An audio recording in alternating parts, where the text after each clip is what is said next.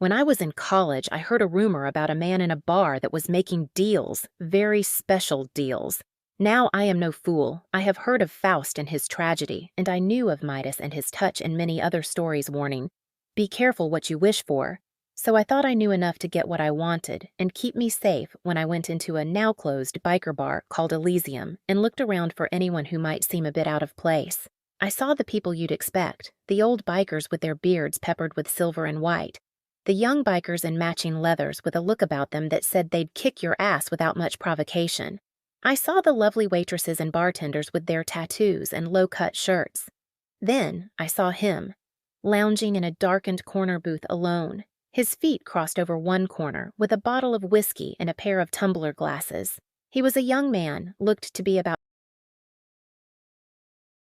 halfway through his 20s, with short, spiky black hair, and his face had a pallor that would look more at home on a corpse. He was wearing a long white leather duster over an old Metallica t-shirt that sported the image of Lady Justice herself with the words, "And justice for all," beneath her scales.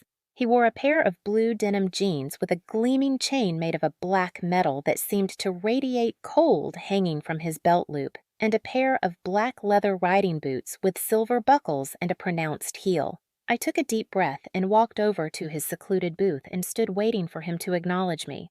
He didn't look up or even move. He simply sat there in silence, his eyes closed as if asleep. "Excuse me, sir," I asked quietly after what felt like an eon. "Advertisements." He took a shot, savored the taste, and sighed with a note of enjoyment before he took notice of me. "Well, aren't you going to sit down?" he asked in a soft voice, gesturing to the bench across the table. He made no move to take his feet off the table.